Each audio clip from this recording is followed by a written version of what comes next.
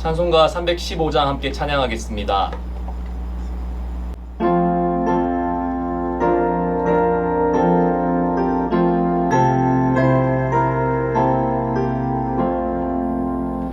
내 주 되신 주를 참 사랑하고 곧 그에게 죄를 각오합니다. 그는 은혜를 주신 내 예수시니 이전보다 사랑합니다. 주 날 사랑하사 구하시려고 저 십자가 고난 당하셨도다. 그가 시관 쓰신 내 주 배우니 이전보다 더욱 사랑합니다. 내 평생의 힘쓸 그 큰 의무는 주 예수의 덕을 느끼리라. 숨질 때에까지 내 할 말씀은 이전보다 더욱 사랑합니다. 그 영광의 나라 나 들어가서 깊은 성 하늘에 늘 감사하리. 금멸류관 쓰고 나 찬송할 날 이전보다 더욱 사랑합니다. 다 함께 기도하겠습니다. 언제나 저희와 함께 하시는 하나님, 오늘도 깊은 잠에서 깨어나게 해주시고 예배의 자리로 불러주시니 감사드립니다. 각자의 자리에서 드리는 저희의 예배를 받아주시고 또 축복하여 주사 평생에 예배하는 즐거움을 누리며 살아가게 하옵소서. 오늘 이 시간 살아계신 하나님의 음성을 듣고자 나와왔습니다. 이 자리 가운데 임재하여 주시고 영혼의 귀를 열어주사 깨달음이 있는 시간이 되게 하옵소서. 세계와 열방을 위해 기도합니다. 크고 작은 전쟁이 끝나지 않고 있으며 곳곳에서 또 다른 갈등의 조짐들이 보이고 있습니다. 전능하신 하나님, 주님 앞에서 화평하지 못하는 저희의 연약함을 긍휼히 여겨주시고 크신 권능의 손으로 평화를 회복하여 주시옵소서. 교우들과 이웃들을 위해 기도합니다. 한 주 전 폭우로 인해 삶의 터전을 잃은 이웃들이 있습니다. 소중한 생명을 잃는 아픔 또한 있었습니다. 그 어떤 말로도 위로받지 못할 그들에게 주님 친히 위로가 되어 주시옵소서. 무엇보다 한국교회가 주님의 손과 발 되기를 원하오니 고난당한 이들의 곁을 끝까지 지켜줄 수 있는 온유함을 허락하옵소서. 코로나에 확진이 된 교우들이 있습니다. 치유의 주님, 아픔 중에 있는 모든 이들에게 찾아가 주시고 질병을 이겨낼 힘과 용기를 더하여 주시옵소서. 특별히 면역력이 약한 어린 아이들과 연로한 청도들을 굽어 살피시고 눈동자처럼 보호해 주시옵소서. 다음 세대를 위해 기도합니다. 주님의 은혜 안에서 지난달 미라클 썸머스쿨을 무사히 마쳤습니다. 주님 바라옵건대 다음 세대 가운데 뿌려진 말씀의 씨앗이 싹트게 하사 예수님처럼 아이들의 몸과 마음이 바르게 자라나게 하옵소서. 교사들의 헌신과 여러 성도들의 기도가 있었습니다. 주님 그들이 품었던 존귀한 마음에 보답하여 주사 흘린 땀과 눈물이 영원토록 기억되게 하옵소서. 감사드리며 이 모든 말씀 예수 그리스도의 이름으로 기도드립니다. 아멘. 오늘 함께 통독할 말씀은 시편 12편입니다. 여호와여 도우소서. 경건한 자가 끊어지며 충실한 자들이 인생 중에 없어지나이다. 그들이 이웃에게 각기 거짓을 말하며 아첨하는 입술과 두 마음으로 말하는도다. 여호와께서 모든 아첨하는 입술과 자랑하는 혀를 끊으시리니 그들이 말하기를 우리의 혀가 이기리라. 우리 입술은 우리 것이니 우리를 주관할 자 누구리요 함이로다. 여호와의 말씀에 가련한 자들의 눌림과 궁핍한 자들의 탄식으로 말미암아 내가 이제 일어나 그를 그가 원하는 안전한 지대에 두리라 하시도다. 여호와의 말씀은 순결함이여 흑도간 위에 7번 단련한 은 같도다.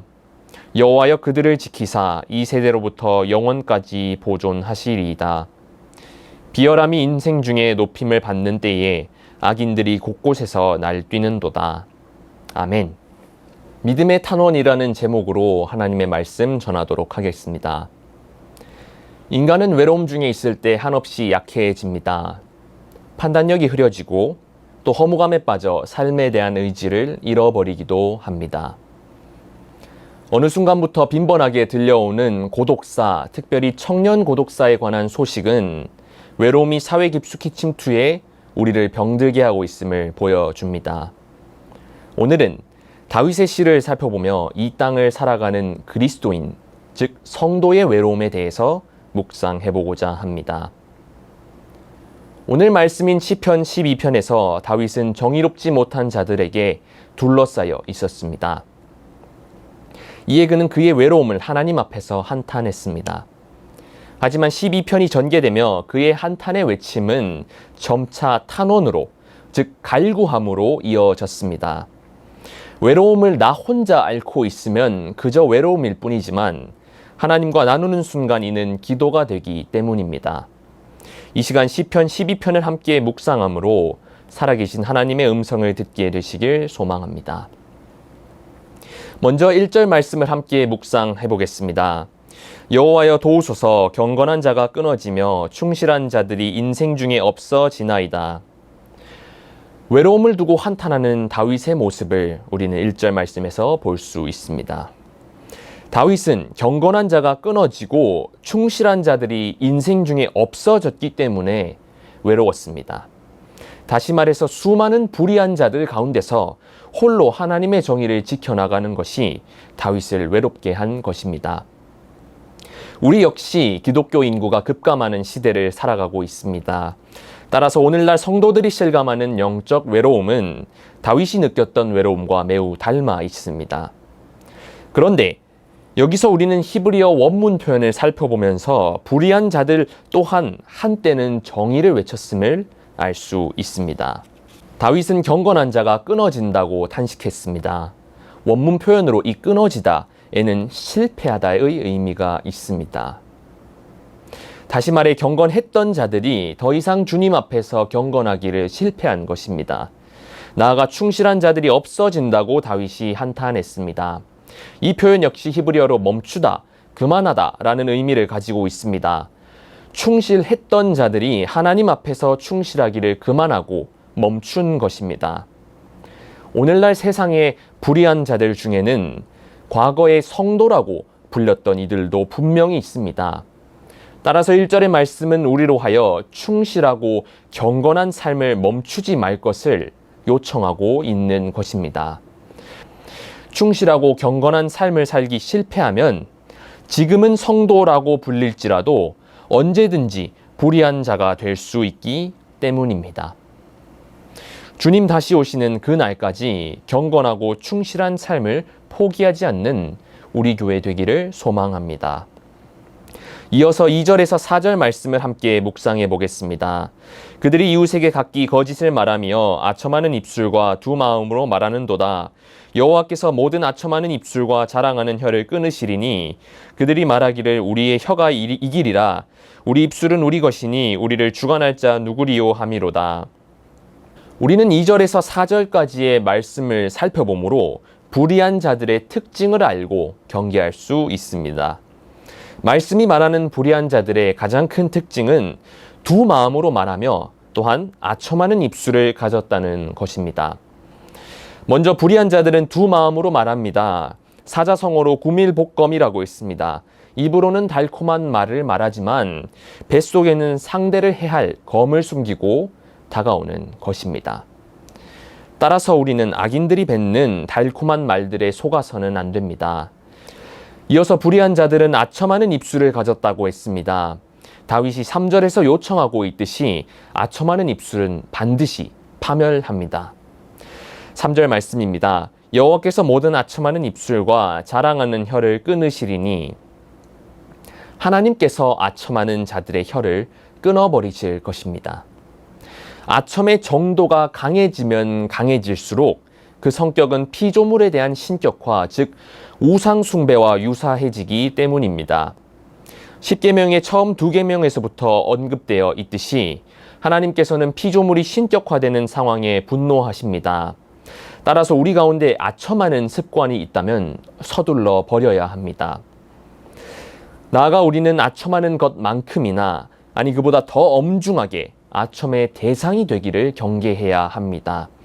사도행전 12장은 아첨과 신격화의 비극적인 결말을 짧지만 강렬하게 기록하고 있습니다. 사도행전 12장 21절로 23절 말씀입니다.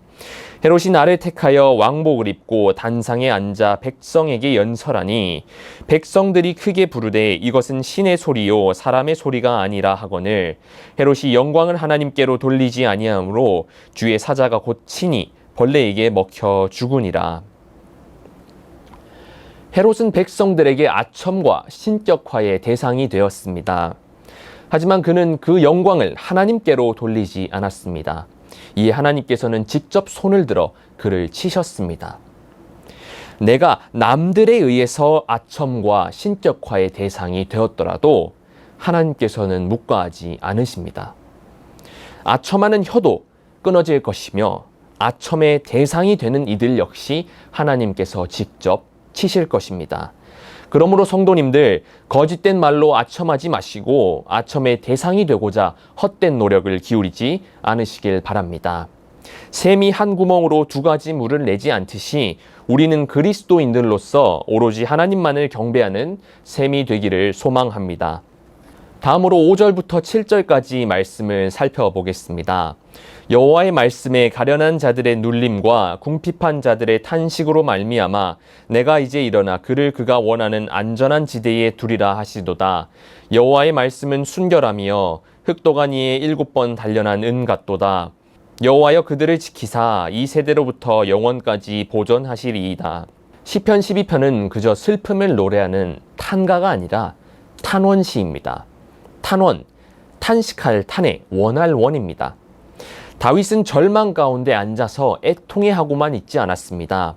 그는 믿음을 가지고 하나님 앞에 나아와 탄원했습니다. 이는 하나님께서 의인들의 외로움과 아픔을 보시고 침묵하지 않으시기 때문입니다. 5절에 주님께서 말씀하셨습니다. 5절 말씀입니다. 여호와의 말씀에 가련한 자들의 눌림과 궁핍한 자들의 탄식으로 말미암아 내가 이제 일어나 그를 그가 원하는 안전한 지대에 두리라 하시도다. 주님께서 우리를 안전한 지대에 두기 위해 일어나실 것이라고 말씀하셨습니다. 여기서 우리는 법정에서 발언을 하기 위해 일어나는 변호인의 이미지를 떠올릴 수 있습니다. 하나님께서는 박해하는 세력에 맞서 성도를 변론하시기 위해 일어나십니다. 스데반 선교사의 순교 장면에서도 이는 명백히 기록되어 있습니다. 사도행전 7장 55절 말씀입니다. 스데반이 성령 충만하여 하늘을 우러러 주목하여 하나님의 영광과 및 예수께서 하나님 우편에 서신 것을 보고 돌에 맞아 순교하기 직전에 스데반은 예수님께서 그 보좌에 앉아 계시지 않고 서 계신 것을 보았습니다. 정의를 위해 박해받는 스데반을 변호하시기 위해 주님께서 서 계셨던 것입니다.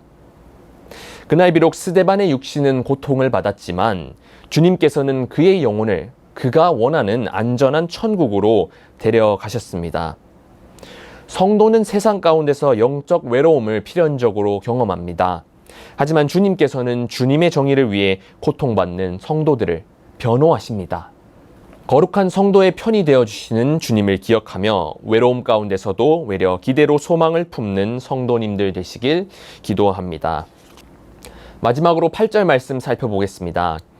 비열함이 인생 중에 높임을 받는 때에 악인들이 곳곳에서 날뛰는도다. 다윗은 하나님께 믿음의 탄원을 드리고 서서히 고개를 들었습니다. 하지만 그는 불의한 자들이 여전히 활개를 치고 있는 세상을 목도했습니다. 이처럼 성도들의 눈물의 탄원이 무색하게 여겨질 만큼 세상은 한결같이 불의해 보입니다. 왜 다윗은 얼핏 보면 허무감에 사로잡힐 수 있는 8절 말씀을 기록해 두었을까요? 이번에도 원문 표현을 살펴보며 8절의 그 우아한 기능을 우리는 알 수 있습니다. 비열함이 인생 중에 높임을 받는다고 다윗은 기술했습니다. 하지만 원문 표현으로 비열함에는 가치 없는 것이라는 의미가 포함되어 있습니다. 하나님께 소망을 아는 다윗은 이제 강한 믿음의 눈으로 세상을 바라보게 되었습니다. 그리고 성공하는 듯 보이는 불의한 자들의 길이 가치 없음을 깨닫고 담대하게 고백하게 되었습니다. 따라서 8절 말씀의 목적은 우리에게 허탈감을 주기 위함이 아닙니다. 진정한 가치를 붙들겠다는 다윗의 강한 의지가 오늘 이 시간 우리의 다짐이 되는 순간입니다.